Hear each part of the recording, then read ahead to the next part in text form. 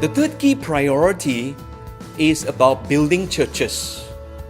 In our HIM family, we emphasize building churches, planting churches, and I want to say here clearly, it is not just in fact about building churches, it is about building healthy churches that is able to multiply itself. I want to emphasize to every one of us that we must look at the health of our churches. We must ensure that we are not just establishing a church, whether it is a small, whether it's a medium size, whether it's a mega.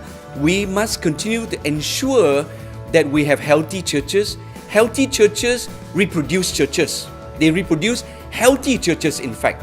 And we want to ensure that globally, as we plant churches everywhere, our churches is not just a church in itself.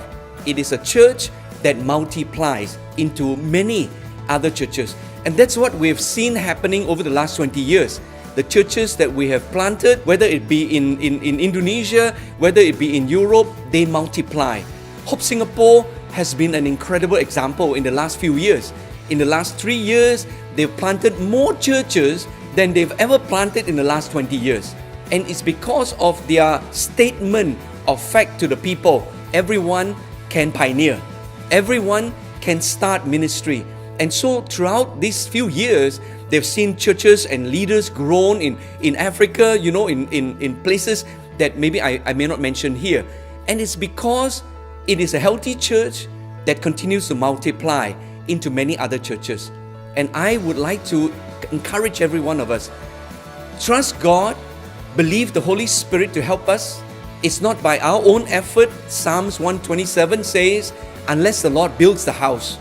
We want to bring God into the entire church planting process, church building process, to make sure we are having the power of God, we are having the presence of God helping us.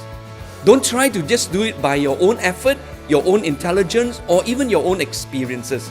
We need God, and it's possible for us to continue to build healthy churches.